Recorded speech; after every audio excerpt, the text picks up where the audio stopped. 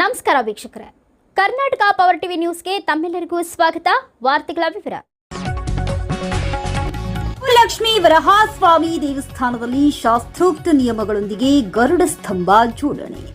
ಎಳೆಂದೂರು ಪಟ್ಟಣದಲ್ಲಿರುವ ಐತಿಹಾಸಿಕ ಮತ್ತು ಪುರಾಣ ಪ್ರಸಿದ್ಧ ಶ್ರೀ ಭೂ ಲಕ್ಷ್ಮೀ ವರಹಾಸ್ವಾಮಿ ದೇವಸ್ಥಾನದ ನೂತನ ಗರುಡ ಕಂಬದ ಜೋಡಣೆಯನ್ನ ಭಕ್ತಿಯಿಂದ ಮಾಡಲಾಯಿತು.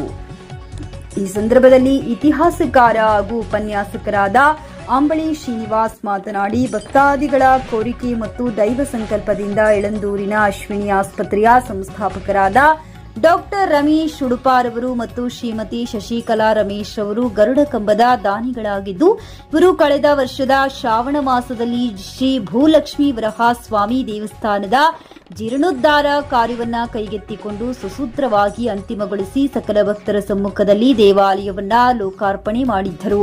ಜೀರ್ಣೋದ್ಧಾರ ಕಾರ್ಯದ ಪರಿಪೂರ್ಣತೆಗೆ ಮುಂದಿನ ಶ್ರಾವಣ ಮಾಸದಲ್ಲಿ ದೇವಳ ಲೋಕಾರ್ಪಣೆ ಮತ್ತು ವರಹಾ ವರ್ಧಂತಿ ವಾರ್ಷಿಕೋತ್ಸವ ಸಮಯಕ್ಕೆ ಲೋಕಾರ್ಪಣೆ ಮಾಡುವ ಸದುದ್ದೇಶದಿಂದ ಭಕ್ತರ ಮತ್ತು ಗುರು ಹಿರಿಯರ ಹಾಗೂ ಹಿತೈಷಿಗಳ ಮಾರ್ಗದರ್ಶನದಲ್ಲಿ ಸೋಮವಾರ ಮತ್ತು ಮಂಗಳವಾರ 2 ದಿನಗಳ ಸಮಯದಲ್ಲಿ ಶಾಸ್ತ್ರೋಕ್ತ ನಿಯಮಗಳೊಂದಿಗೆ ಗರುಡ ಸ್ತಂಭ ಜೋಡಣೆ ಮಾಡಿಸಿದರು. ಪ್ರಸ್ತುತ ಗರುಡ ಕಂಬ ನಿಲ್ಲಿಸುವ ಸಮಯದಲ್ಲಿ ಮತ್ತೊಂದು ಆಶ್ಚರ್ಯಕರ ಬೆಳವಣಿಗೆ ನಡೆಯಿತು. ಯಾವಾಗಲೂ ಅತಿ ಎತ್ತರದಲ್ಲಿ ಹಾರಾಡುವ ಗರುಡಗಳು ಇಂದು ಮಾತ್ರ ಕ್ರೇನ್ನ ಮೇಲಿನ ಭಾಗದ ತುಸು ಎತ್ತರದಲ್ಲಿ ಬಂದು ಪ್ರದಕ್ಷಿಣೆ ಹಾಕಿ ಹೋಗಿದ್ದು ಮಂಗಳದಾಯಕವಾದಂತಾಯಿತು. ಈ ಒಂದು ದೈವತ್ವದ ಅನಿರೀಕ್ಷಿತ ಬೆಳವಣಿಗೆಯಿಂದ ಸಾಕ್ಷಾತ್ ಶ್ರೀ ನಾರಾಯಣನೇ ಪವಿತ್ರ ಕಾರ್ಯಕ್ಕೆ ಆಶೀರ್ವದಿಸಿದಂತಾಯಿತು.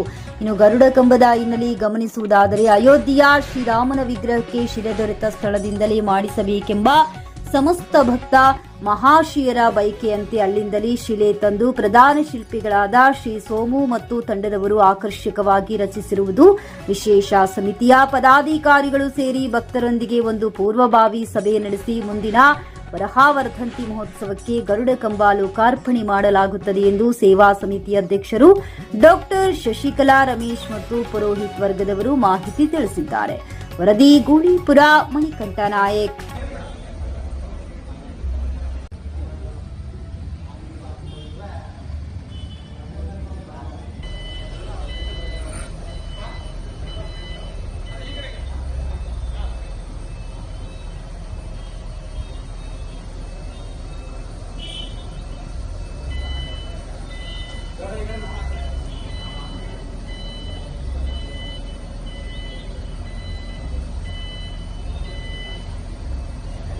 ಸರ್ ಇವೆಲ್ಲ ಇಲ್ಲಿ ಹೋಗಿರೋ ಮನ್ಸಾಗ ಏನು ಮಾಡೋಕ್ಕಾಗ್ತದೆ?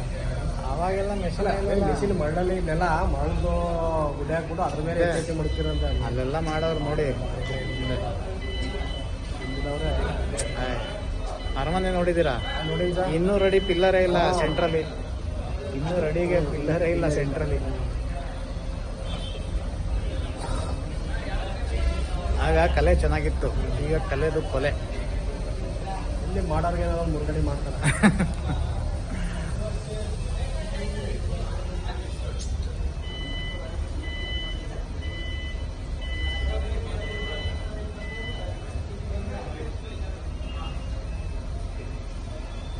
ರಾಜ ಈ ಕಡೆ ಬರಬೇಕು. ವೈಟ್ ಸಿಮೆಂಟ್ ಹಂಗೆ ಎಗರ್ತದೆ ಈಗ.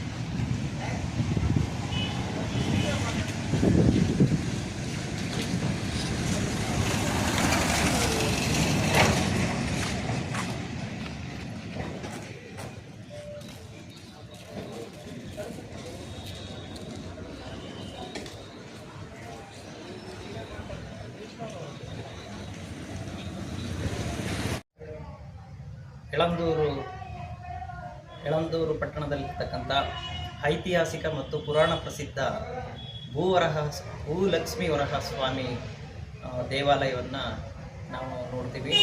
ಇದು ಪ್ರಾಚೀನ ಕಾಲದಲ್ಲಿ ಚೋಳರಾದಿ ಕಾಲದಿಂದನೂ ಕೂಡ ಇದು ಅಸ್ತಿತ್ವದಲ್ಲಿದೆ. ಜೊತೆಗೆ ಮೈಸೂರು ಮಹಾರಾಜರಾದಂಥ ಮುಮ್ಮಡಿ ಕೃಷ್ಣರಾಜ ಒಡೆಯರ ಕಾಲದಲ್ಲಿ ಒಂದು ಜೀರ್ಣೋದ್ಧಾರ ಆಗಿರೋ ಒಂದು ದಾಖಲೆ ಇದೆ. ಅದನ್ನು ಬಿಟ್ಟರೆ ಈಗ ಯಳಂದೂರು ಪಟ್ಟಣದ ಖ್ಯಾತ ವೈದ್ಯ ದಂಪತಿಗಳಾದಂಥ ಶ್ರೀಮತಿ ಶಶಿಕಲಾ ಉಡುಪ ಮತ್ತು ರಮೇಶ್ ಉಡುಪ ಸಾಹೇಬರು ಈ ದೇವಾಲಯವನ್ನು ನೋಡಿ ಒಂದು ಸಂಕಲ್ಪವನ್ನು ಮಾಡ್ಕೊಂಡು ಜೀರ್ಣೋದ್ಧಾರ ಮತ್ತು ಇದನ್ನೆಲ್ಲ ಏನೇನು ನೆನೆಗುದಿಗೆ ಬಿದ್ದಿದೆ ಆ ಡ್ಯಾಮೇಜನ್ನೆಲ್ಲ ಮತ್ತೆ ಮುಚ್ಚಿಸಿ ಅದನ್ನು ಜೀರ್ಣೋದ್ಧಾರ ಮಾಡಿ ಕಳೆದ ವರ್ಷ ಆಗಸ್ಟ್ ತಿಂಗಳಲ್ಲಿ ಲೋಕಾರ್ಪಣೆ ಮಾಡಿರ್ತಾರೆ.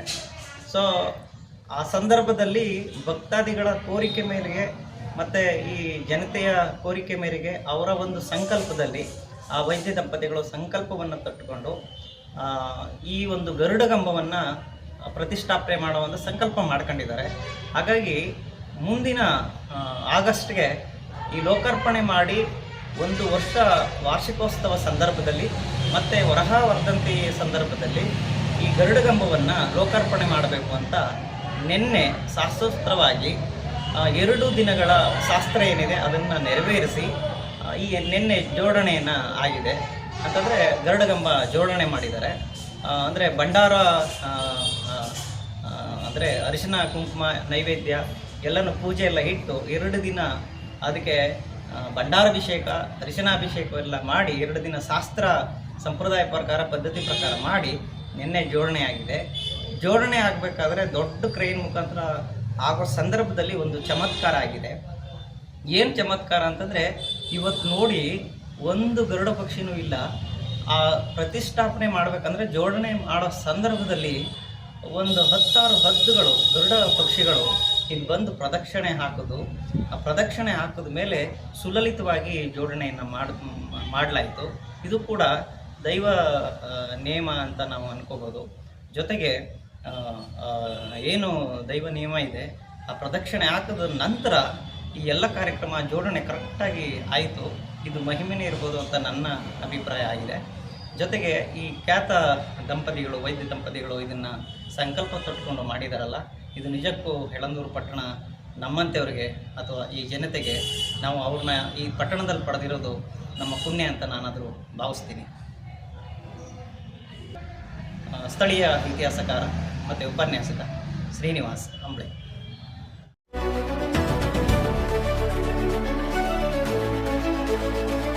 ನೈಜ ಸುದ್ದಿಗಾಗಿ ನಿರಂತರವಾಗಿ ನೋಡ್ತಾ ಇರಿ ಕರ್ನಾಟಕ ಪವರ್ ಟಿವಿ ನ್ಯೂಸ್.